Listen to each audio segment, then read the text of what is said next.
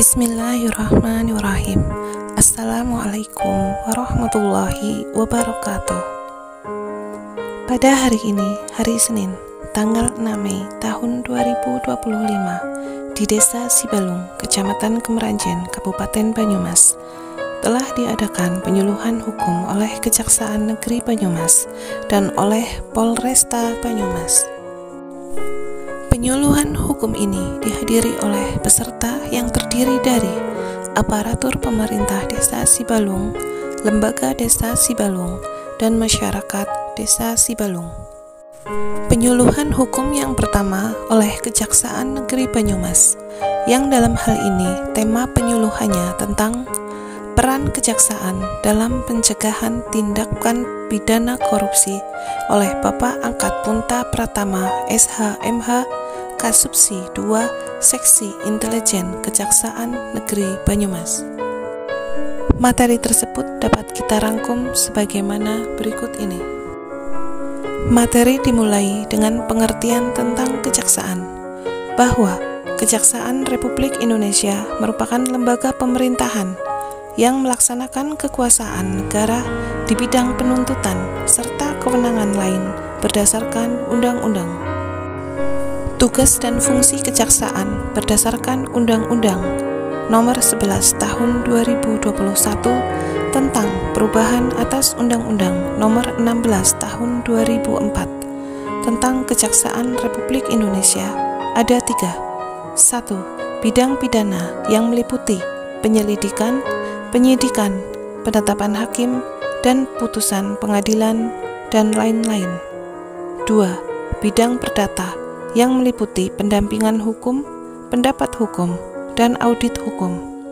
3. Bidang intelijen yang meliputi penyelidikan, penggalangan, pengamanan, penerangan, dan penyuluhan hukum, dan lain-lain. Peran kejaksaan dalam tindak pidana korupsi ada 2, yaitu sebagai pengendalian preventif dan pengendalian represif. Pengendalian preventif yaitu pengendalian yang bertujuan untuk melakukan langkah-langkah pencegahan terhadap tindak pidana korupsi. Pengendalian represif yaitu pengendalian yang bertujuan untuk penindakan terhadap tindak pidana korupsi agar menimbulkan efek jera bagi pelakunya. Pencegahan tindak pidana korupsi melalui bidang intelijen dilaksanakanlah penyuluhan hukum menggunakan anggaran dana desa dan sebagai sasaran pesertanya adalah pemerintah desa yang meliputi kepala desa dan perangkat desa, berkoordinasi dengan APIP terkait temuan penyalahgunaan kewenangan dari kegiatan pembangunan desa untuk mengembalikan kerugian negara. Tujuannya untuk mencegah terjadinya penyalahgunaan wewenang dalam melaksanakan kegiatan pembangunan desa dan pemberdayaan masyarakat desa, menciptakan kesejahteraan masyarakat desa. Bidang perdata. 1. Pendapat umum atau legal opinion diberikan terhadap suatu kegiatan yang akan dilakukan. 2. Pendampingan hukum atau legal assistant diberikan terhadap suatu kegiatan yang sedang berlangsung. 3. Audit hukum atau legal audit diberikan terhadap suatu kegiatan yang telah dilakukan. Bidang pidana khusus meliputi penindakan, penyelidikan, penyidikan, dan penuntutan. Ancaman tindak pidana korupsi terhadap dana desa. Pasal 2 Undang-Undang Nomor 31/1999 Jo 20/2001 tentang tindak pidana korupsi, ancaman hukuman pidana penjara seumur hidup atau pidana penjara paling singkat 4 tahun dan paling lama 20 tahun dan denda paling sedikit 200 juta rupiah dan paling banyak 1 miliar rupiah. Pasal 3 Undang-Undang Nomor 31/1999 Jo 20/2001 tentang tindak pidana korupsi, ancaman hukuman pidana penjara seumur hidup atau pidana penjara paling singkat 1 tahun dan paling lama 20 tahun dan atau denda paling sedikit 50 juta rupiah dan paling banyak 1 miliar rupiah. Pasal 8 Undang-Undang Nomor 31 Garing 1999 Jo 20 Garing 2001 penggelapan uang atau surat berharga yang disimpan karena jabatan atau membiarkan diambil orang lain atau membantu melakukan, penjara minimal 3 tahun maksimal 15 tahun dan denda minimal 150 juta maksimal 750 juta rupiah. Pasal 9 Undang-Undang Nomor 31 Garing 1999 Jo 20 Garing 2001 sengaja memalsukan buku atau daftar yang khusus untuk pemeriksaan administrasi, penjara minimal 1 tahun maksimal 5 tahun dan denda minimal 50 juta maksimal 250 juta. Identifikasi penyebab penyimpangan tindak pidana korupsi ada 2. 1. Faktor internal, yaitu meliputi moral dan gaya hidup aparatur. Aparatur mencari celah keuntungan, tidak transparan dan akuntabel. Aparatur tidak menguasai aturan atau ketentuan yang harus diperbaharui. 2. Faktor eksternal, kurangnya sosialisasi dan lemahnya pengawasan, tidak tegasnya sanksi untuk oknum yang menyimpang, budaya masyarakat yang acuh pada indikasi penyimpangan. Penyebab inti yaitu perencanaan, pencairan, pelaksanaan, dan pertanggungjawaban keuangan desa tidak dilaksanakan sesuai ketentuan dan penyalahgunaan wewenang oleh pejabat pemerintah desa. Untuk selanjutnya, materi yang kedua tentang penyuluhan hukum ini, yaitu tentang penghapusan kekerasan dalam rumah tangga oleh Ibda Aris Supriyadi SH, Kasubnit 1 Unit Tipikor Satreskrim Polresta Banyumas. Falsafah Pancasila dan Undang-Undang Dasar 45 bahwa setiap warga negara berhak mendapatkan rasa aman dan bebas dari segala bentuk kekerasan. Bahwa kekerasan, terutama kekerasan dalam rumah tangga atau yang sering kita sebut dengan KDRT, merupakan pelanggaran HAM dan kejahatan martabat kemanusiaan serta bentuk diskriminasi yang harus dihapus. Bahwa korban KDRT, kebanyakan perempuan, harus mendapatkan perlindungan dari negara dan atau masyarakat agar terhindar dan terbebas dari kekerasan atau penyiksaan. Ketentuan kekerasan dalam rumah tangga atau yang sering kita sebut KDRT merupakan perbuatan terhadap seseorang, terutama perempuan, yang berakibat timbulnya kesengsaraan atau penderitaan, baik secara fisik, seksual, psikologis, dan atau penelantaran rumah tangga, termasuk ancaman untuk melakukan perbuatan pemaksaan atau perampasan kemerdekaan secara melawan hukum dalam lingkup rumah tangga. Jaminan diberikan oleh negara untuk mencegah terjadinya kekerasan, menindak pelaku kekerasan, dan melindungi korban kekerasan dalam rumah tangga.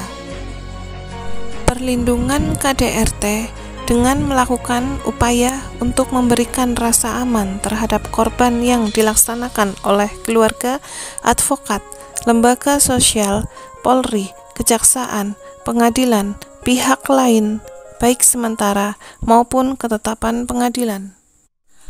Untuk asas, yaitu penghormatan hak asasi manusia, keadilan, dan kesetaraan gender, non-diskriminasi, perlindungan korban. Untuk tujuannya yaitu mencegah KDRT, melindungi korban KDRT, menindak pelaku KDRT, pemelihara utuh rumah tangga yang harmonis dan sejahtera. Larangan-larangan dalam KDRT yaitu kekerasan fisik yang meliputi perbuatan yang mengakibatkan rasa sakit atau jatuh sakit atau luka berat. Kekerasan psikis yang meliputi perbuatan yang mengakibatkan takut, hilangnya rasa percaya diri, hilangnya kemampuan untuk bertindak, rasa tidak berdaya, dan atau penderitaan psikis yang berat pada seseorang. Kekerasan seks yang meliputi pemaksaan hubungan seks yang dilaksanakan terhadap orang yang menetap dalam lingkup rumah tangga tersebut, dan pemaksaan hubungan seks terhadap salah seorang dalam lingkup rumah tangganya dengan orang lain untuk tujuan komersil dan atau tujuan tertentu. Penelantaran rumah tangga, yaitu meliputi setiap orang dilarang menelantarkan orang dalam lingkup rumah tangganya, padahal menurut hukum yang berlaku baginya atau karena persetujuan atau perjanjian ia wajib memberi kehidupan, perawatan, atau pemeliharaan kepada orang tersebut. Penelantaran berlaku bagi orang yang mengakibatkan ketergantungan ekonomi dengan cara membatasi dan atau melarang untuk bekerja yang layak di dalam atau di luar rumah sehingga korban berada di bawah kendali orang tersebut. Peran Polri dalam perlindungan korban dan KDRT. 1. Mendirikan ruang pelayanan khusus atau RPK sebagai tempat penanganan kasus KDRT dan pelanggaran anak. 2. Membentuk unit pelayanan perempuan dan anak atau PPA dari Mabes hingga Polres sebagaimana dituang dalam Perkap nomor 10 tahun 2007. 3. Meningkatkan jumlah polwan dalam menangani kasus KDRT. 4.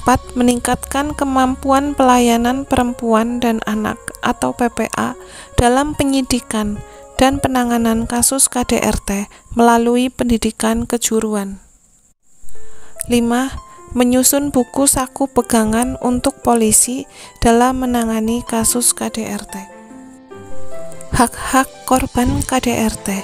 1. Mendapat perlindungan dari pihak keluarga, Polri, kejaksaan, pengadilan, advokat, lembaga sosial, atau pihak lain baik sementara maupun tetap.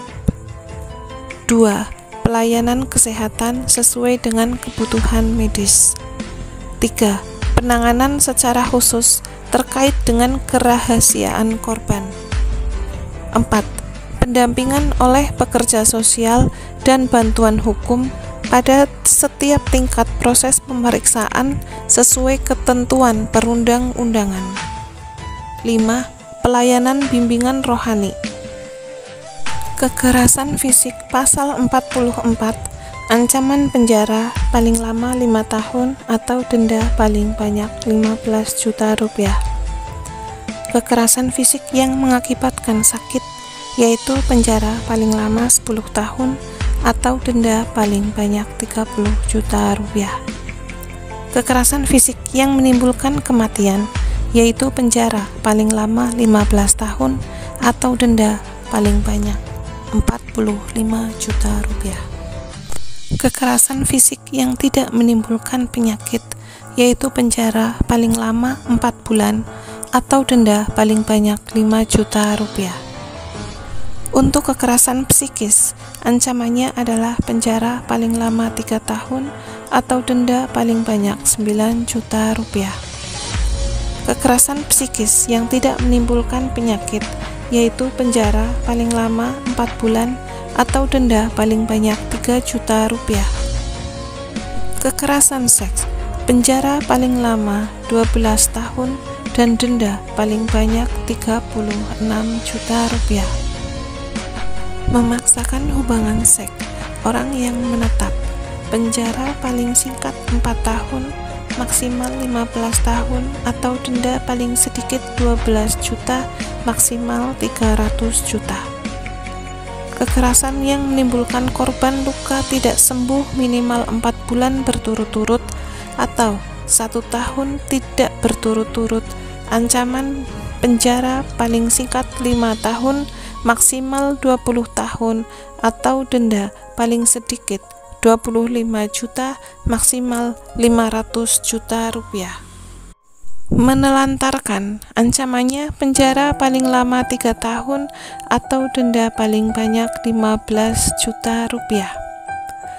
Hakim dapat menjatuhkan pidana tambahan, yaitu pembatasan gerak atau menjauhkan pelaku dari korban dalam jarak atau waktu atau hak-hak tertentu.